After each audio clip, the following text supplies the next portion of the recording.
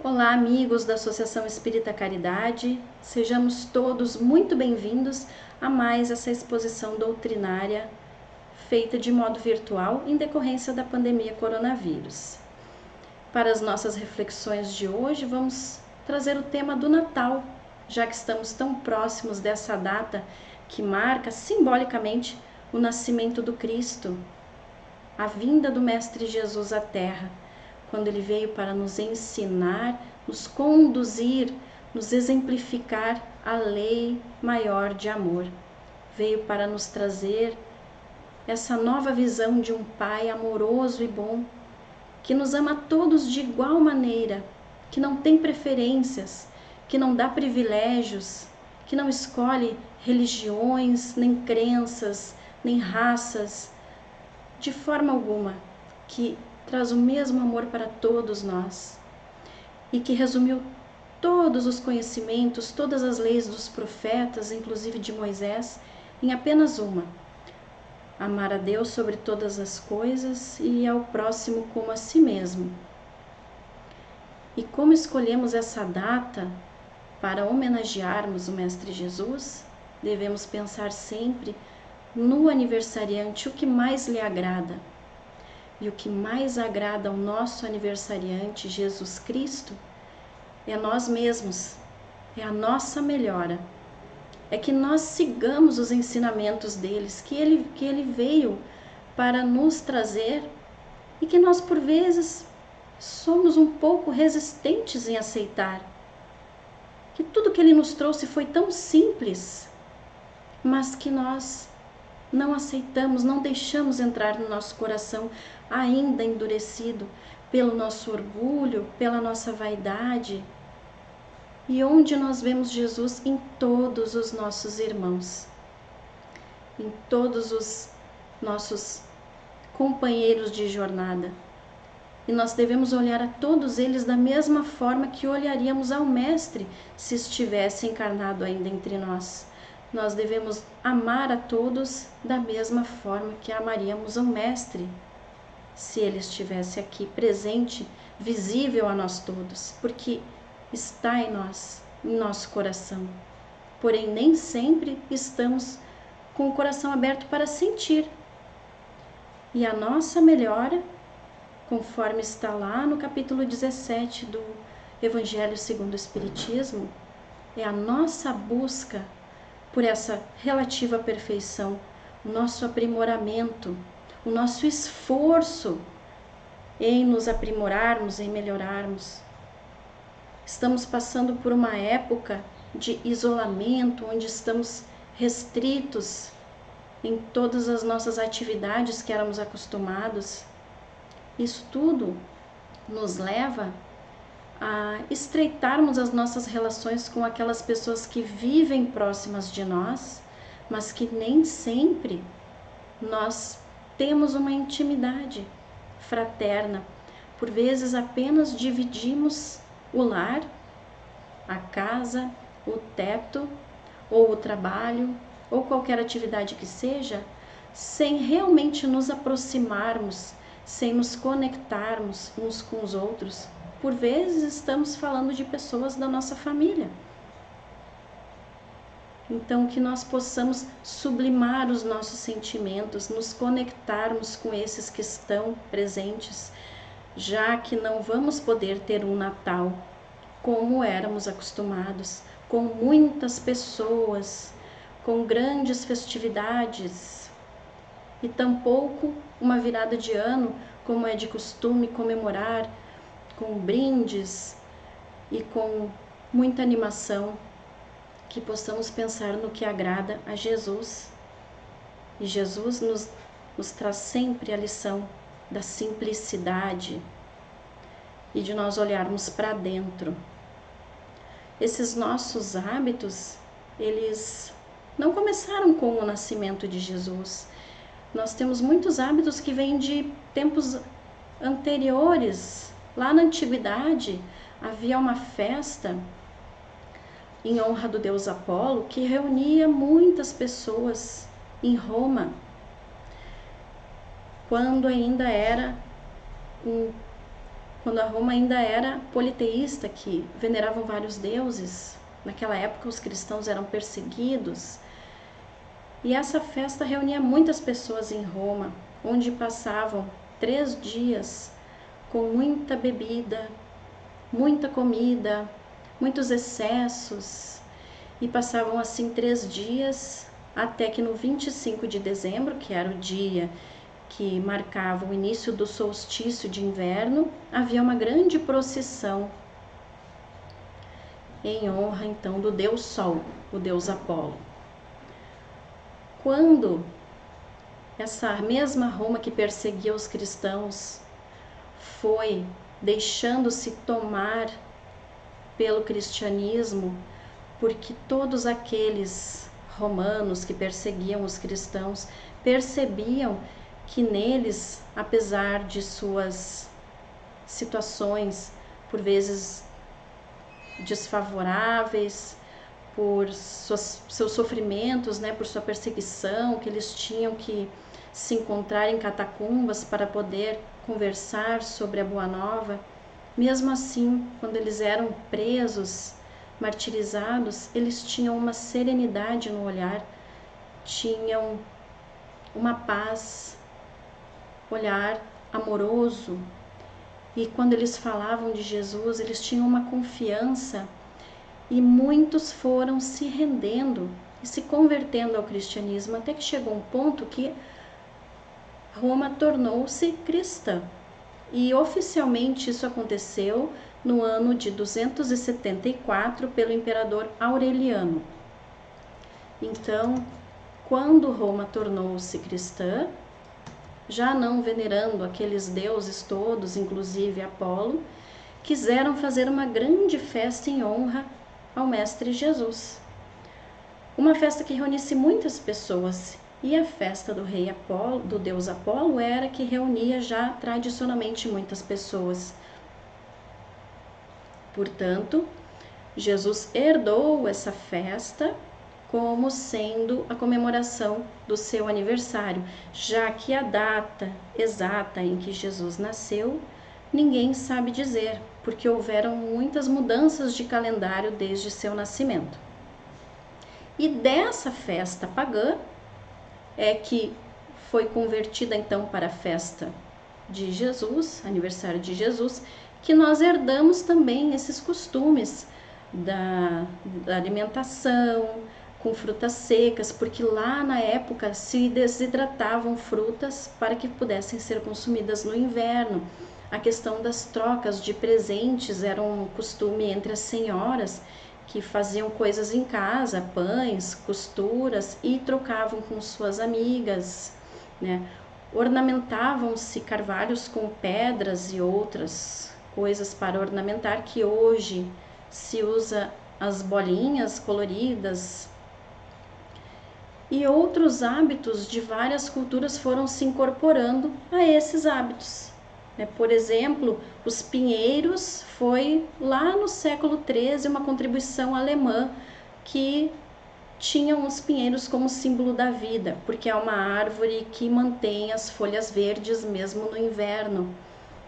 E outras coisas foram se incorporando, inclusive a lenda do Papai Noel, que por vezes alguns de nós consideram a estrela do Natal. Por vezes o Papai Noel e seus presentes tomam um lugar de protagonista nessa festa que é tão sublime, né? E a origem do Papai Noel foi lá no século XIII. Havia um bispo, o bispo São Nicolau, inclusive ele era retratado com a sua roupa de bispo, porque ele era muito bom. Ele dava presentes para as crianças, inclusive em alguns momentos ele deixava sacos de moedas do lado das chaminés das casas onde haviam meninas que não tinham condições de pagar o seu dote. Naquela época, quando as meninas não podiam pagar o seu dote, elas não casavam e ficavam à mercê da prostituição. Então, várias moças recebiam essa surpresinha do bispo São Nicolau, que virou, mais tarde, foi caracterizado com aquela roupinha vermelha que conhecemos, e virou aí o Papai Noel. Não há problema nenhum em que nós comemoremos a data, que nós troquemos presentes, que nós decoremos a nossa casa, porque é um momento bonito de alegria, de júbilo para todos nós. Não há problema nenhum que nós queiramos nos reunir com um maior número de pessoas, mas desde que nós saibamos de onde vêm esses costumes que não tem nada a ver com Jesus. São costumes que foram herdados de várias culturas diferentes e foram se moldando com o passar dos tempos, algumas vezes até mesmo de forma comercial, como foi essa caracterização que nós conhecemos hoje do Papai Noel. Ela foi feita em 1931 por uma empresa que até hoje vende seus refrigerantes utilizando esse personagem como uma propaganda. E é muito bonito, as pessoas assistem e se encantam, não há problema algum nisso. Mas o principal é que nós façamos essas reflexões mais profundas acerca do que acontece nessa época na nossa vida, porque por vezes chega nessa época do ano e nós vamos fazer a reflexão de como foi o ano que passou e vemos que tínhamos objetivos e que no ano anterior os objetivos eram parecidos e no antes desse eram parecidos e que nós acabamos mudando uma coisinha e outra, mas os objetivos acabam sendo parecidos e nós não conseguimos por vezes trazer uma grande modificação na nossa vida. Ou por vezes nós conquistamos todos os objetivos e metas que desejávamos, mas não nos sentimos completos. Aí é que entra o nosso recenseamento. E aí vamos entrar num simbolismo em que Humberto de Campos nos traz, numa mensagem chamada Natal Simbólico, que ele traz essa mensagem onde cada ato da vida do Cristo, da vinda dele, do nascimento, tem um simbolismo. E ele diz para nós assim que Jesus nasceu à noite, porque é à noite, quando nós estamos passando por sofrimentos, aflições, é que nós estamos mais aptos a receber Jesus. E que Jesus veio numa época de recenseamento, ou seja, nós estamos mais aptos a recebermos Jesus em nosso coração quando nós estamos fazendo ali um balanço da nossa vida, refletindo sobre onde nós estamos, sobre a nossa caminhada, e por vezes alguma coisa fica faltando dentro do íntimo. E aí é quando nós estamos com o coração mais fértil para receber Jesus. E dentro desse raciocínio, nós vamos lá numa mensagem do livro Em Torno do Mestre, que o espírito Pedro de Camargo traz pela psicografia de Chico Xavier, que ele diz: Cristo nasceu onde? Quando?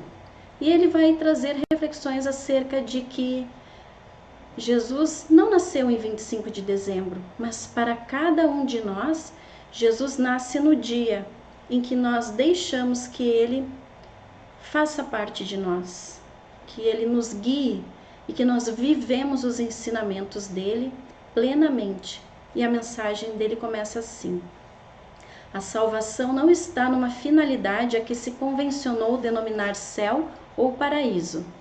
Está sim na perpétua renovação da vida para frente e para o alto, a avançar, como disse São Paulo, de glória em glória. Tal é, em síntese, o trabalho e o plano da redenção. Jesus é a força viva que, uma vez encarnada no homem, determina a sua constante transformação. Ou seja, nós temos uma trajetória infinita. A nossa evolução é infinita, nós estaremos sempre melhorando. Não temos uma meta definida de para onde temos que ir. Estaremos sempre aprendendo e nos melhorando. E como disse São Paulo, de glória em glória. Então, como falamos antes, cada pequena vitória, que não esperemos oportunidades para fazer coisas grandes, mas que possamos fazer pequenas coisinhas o tempo todo. E que quando Jesus entrar dentro de nós e tomar conta do nosso coração, ele vai ser essa força viva que vai determinar a nossa constante transformação. Então, a partir do momento que nós tirarmos essas couraças do orgulho, da vaidade, do egoísmo, que não devemos nos sentir culpados por sermos assim, porque esse egoísmo foi muito importante em uma época em que nós precisávamos dele para a nossa sobrevivência. Então, em momentos em que nós éramos ainda lá de um plano mais primitivo, que nós precisávamos desse egoísmo para para sobrevivermos. Mas hoje já não precisamos mais. Hoje nós temos que dominar os nossos instintos, não eliminarmos, dominarmos, organizá-los, organizar as nossas emoções, para que possamos então deixar os nossos sentimentos conduzirem as nossas emoções, os nossos instintos de forma a nos beneficiar. Porque se nós deixarmos os instintos e as emoções no comando, nós vamos estar muito sujeitos a cometermos erros. Então, esse é o nosso exercício. Organizarmos as nossas emoções e sentimentos. Como que se faz isso? Meditação, prece, estudo, reflexão, como disse Santo Agostinho, uma reflexão todos os dias antes de dormir, vendo o que fizemos de bom, o que fizemos de errado, o que poderíamos ter feito melhor. Essa reflexão nos auxilia a nos conhecermos melhor, conhecermos as nossas emoções, conhecermos os nossos instintos para melhor organizá-los, para que eles trabalhem em nosso favor. E o Espírito Pedro de Carvalho nos traz alguns exemplos de, se nós perguntássemos a Paulo ou Saulo onde Jesus nasceu para ele, o que ele nos responderia? Ele diria: foi na estrada de Damasco, quando eu, então intolerante e fanatizado por uma causa em glória, me vi envolvido na sua divina luz. Dali por diante já não sou eu mais quem vive, mas o Cristo é quem vive em mim. Então, Saulo de Tarso, antes do batismo, ele era um perseguidor dos cristãos. E quando ele vinha a Damasco, ele vinha estava procurando determinados cristãos para prendê-los. Inclusive, ele foi mandante de assassinatos de cristãos. Mas ele fazia isso porque ele servia ao Sinédrio, à lei romana, e já tinha alcançado uma grande posição, já estava com todos os objetivos alcançados para um jovem da idade dele que poderia desejar. E quando ele vinha para Damasco, ele vinha justamente fazendo essas reflexões.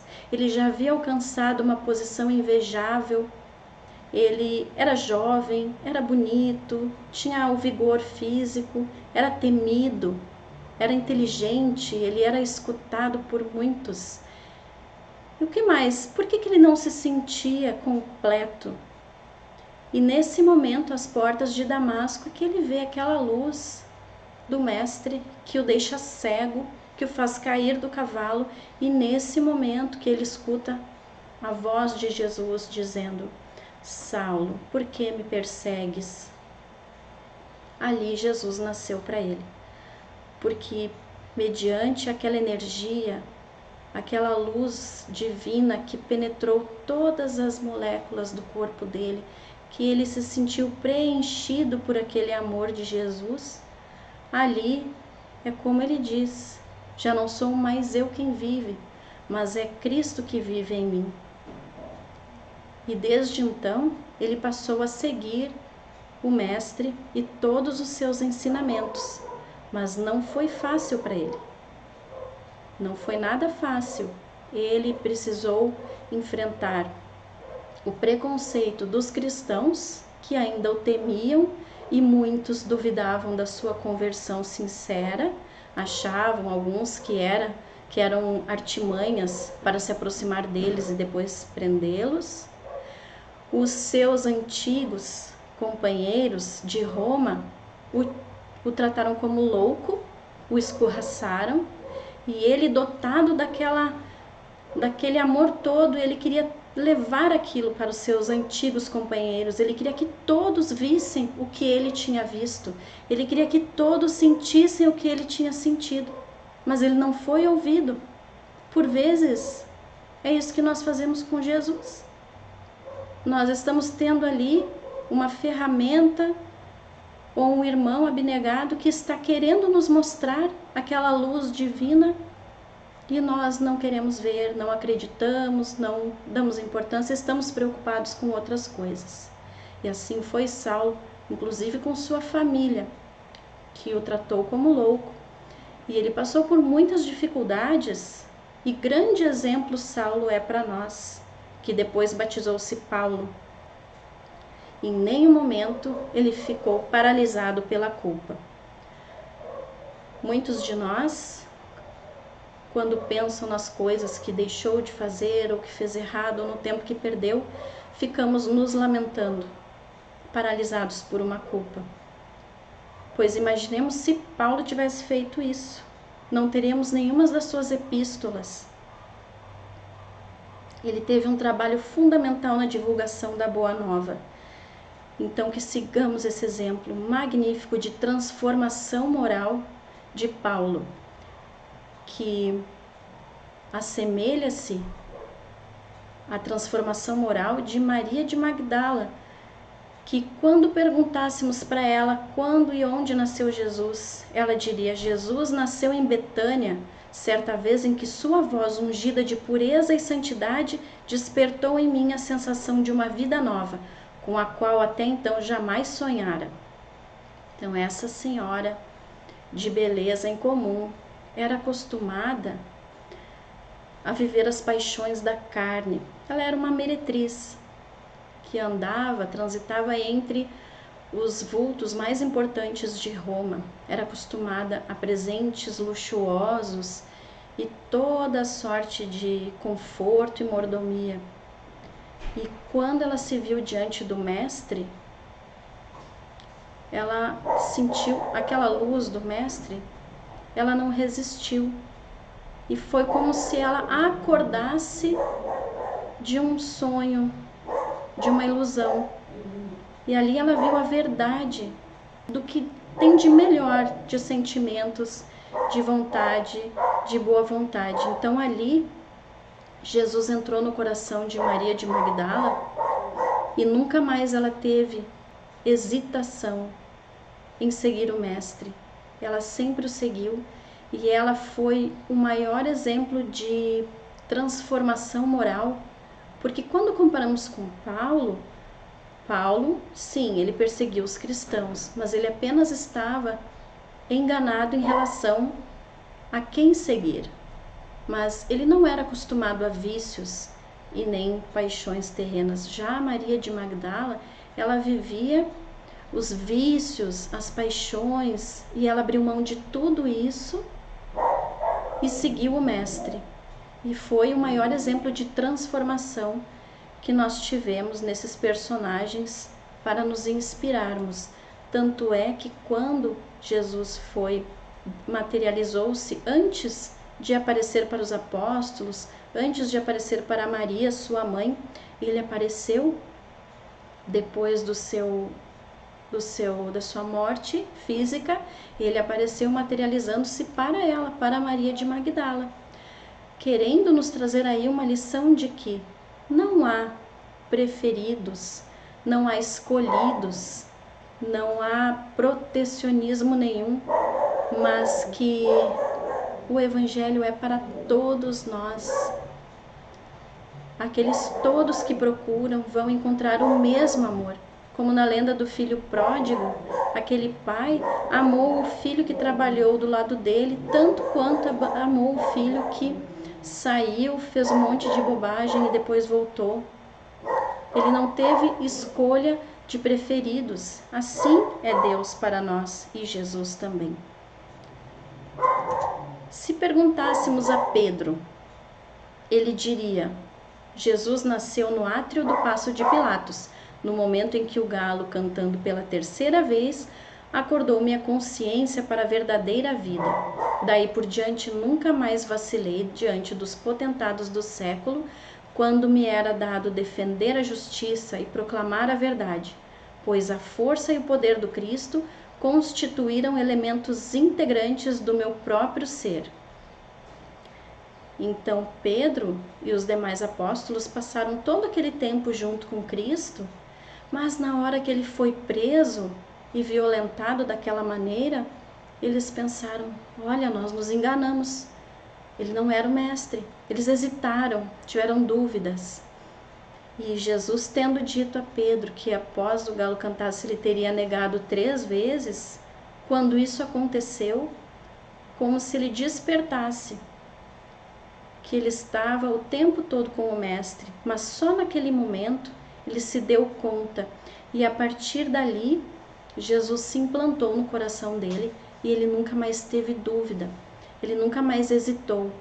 E na trajetória de Pedro dali até os seus últimos dias na terra, encarnado, ele jamais hesitou, jamais negou Cristo novamente, ele seguiu firme nos seus propósitos até o final. Inclusive no dia em que foi condenado à cruz, ele disse que não queria ser crucificado da mesma forma que o mestre, que ele não merecia. Então pediu que fosse crucificado de cabeça para baixo, e assim o foi. O João Evangelista, o que ele responderia? Quando Jesus nasceu para ele? E ele diria: no dia em que meu entendimento, iluminado pela sua divina graça, me fez saber que Deus é amor. Então João era muito jovem e muito impetuoso. Numa passagem em que Jesus e os apóstolos passavam pela Samaria, e os samaritanos negaram pouso e alimento para eles, o que era um desaforo muito grande na época, porque era de praxe que todos oferecessem pouso, alimento para os peregrinos, mas os samaritanos e os judeus não se entendiam. Os judeus não gostavam, odiavam, podemos usar assim, os samaritanos e vice-versa. E quando eles negaram a Jesus, João queria que Jesus descesse uma chuva de fogo e queimasse a todos eles. Essa impetuosidade juvenil. E Jesus sempre, em todos os momentos, dando aquele exemplo de amor, de não vingança, de oferecer a outra face. E com esses exemplos de amor é que João se deixou então impregnar de Jesus em seu coração. Zaqueu, o publicano, que morava em Jericó, e ele era como se fosse um encarregado dos demais publicanos, que eram essas pessoas que coletavam os impostos e eram pessoas vistas como má vida. Então, porque os publicanos coletavam os impostos e usavam de métodos violentos, eles surravam as pessoas que não pagavam. Porém, Zaqueu, que era muito importante, era rico, era já encarregado, ele já estava fazendo aquele recenseamento que nós comentamos. Ele já tinha uma certa empatia pelas pessoas, ele já não utilizava dessa violência no momento de coletar os impostos. E quando ele soube que Jesus iria vir passar por Jericó, ele quis vê-lo, quis muito vê-lo, porém a multidão se aglomerava de tal forma que ele não conseguiria enxergar Jesus, porque todos queriam ver, queriam tocar. Então é a famosa passagem em que ele subiu na árvore. E quando ele subiu na árvore, Jesus disse: Zaqueu, desce, importa que me hospede contigo.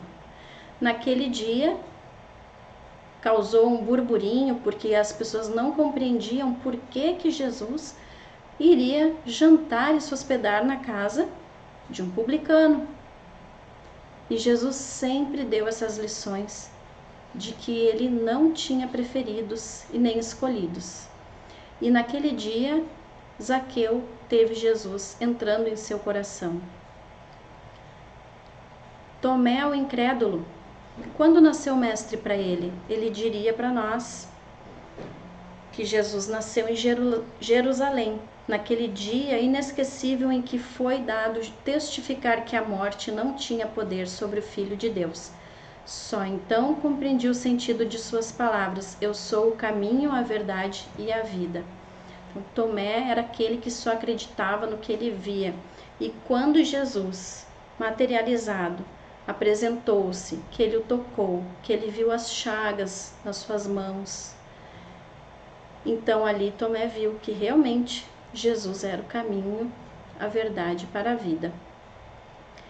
E finalmente, Dimas, o bom ladrão, se perguntássemos para ele onde Jesus nasceu, ele diria: Jesus nasceu no topo do Calvário, precisamente quando a cegueira e a maldade humanas supunham aniquilá-lo para sempre. Aí ele me dirigiu um olhar repassado de piedade e ternura que me fez esquecer todas as misérias desse mundo e antegozar as delícias do paraíso. Desde logo sentiu em mim e eu nele. Isso já penduradinho lá na cruz, ainda naquele momento, Jesus deu esse exemplo para o ladrão Dimas que estava na cruz ao lado dele, para nós vermos aí também uma lição de que às vezes nós vemos pessoas que estão agonizando em um leito de hospital, perecendo de uma doença incurável, em sofrimento, e pensamos: por que Deus não leva, não alivia a dor dessa pessoa? Por vezes esquecemos que nos últimos minutos, às vezes nós vamos fazer reflexões que não fizemos a vida toda, porque por vezes deixamos esse recenseamento para os últimos instantes, e que enquanto estamos respirando ainda é tempo de nos reconciliarmos com Jesus, de deixar que Ele entre em nosso coração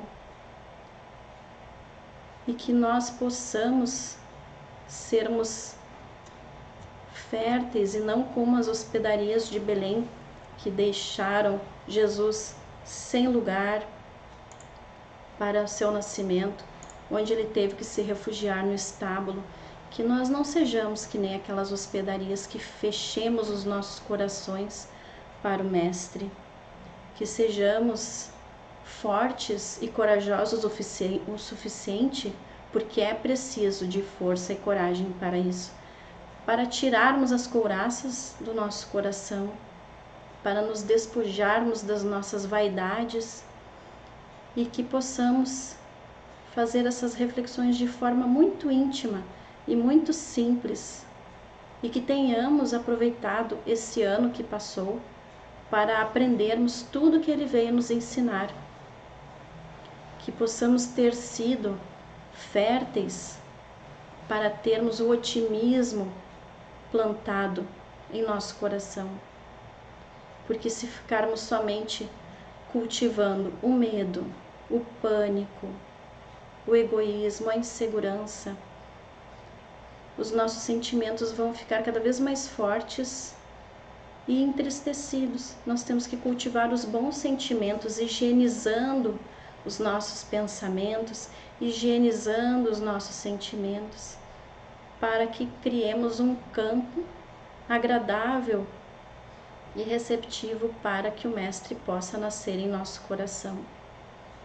Que possamos deixar a nossa luz fluir, a nossa luz se expandir, que possamos ter essa fé na providência divina que traz a serenidade aos nossos corações, que traz essa paz e essa segurança que chamou a atenção daqueles romanos tão endurecidos, e que todos venham, curiosos que sejam, querer beber dessa fonte, que é essa fonte chamada Jesus, que nos engrandece, que nos acalma, que nos diz que está tudo bem, que Ele está no leme. E que não sejamos como Pedro, que não hesitemos em nenhum segundo o barco esteve à deriva, Jesus sempre está no leme. Então, que tenhamos fé, que aprendamos tudo que a situação atual está nos ensinando, que tomemos todos os cuidados, porque nós temos que dar a César o que é de César. Então, que tenhamos todos os cuidados, que isso é uma consideração que temos com as pessoas que têm a saúde debilitada, que tenhamos esses cuidados nos nossos contatos, nos nossos trabalhos, essas orientações que os órgãos de saúde estão nos trazendo. O bom espírita se esforça sempre em seguir as normativas das autoridades, porque se Jesus seguiu as normativas da época, à risca e nunca contestou, quem seremos nós para querermos não seguir também? Então, que possamos ser caridosos também nisso, em preservarmos todas as pessoas que estão em torno de nós, e que assim, com paz no coração, certos de estarmos fazendo um esforço para nos melhorarmos, desejamos a todos um ótimo final de ano, com um balanço positivo a todos que fizerem os seus recenseamentos particulares. Um Feliz Natal a todos nós.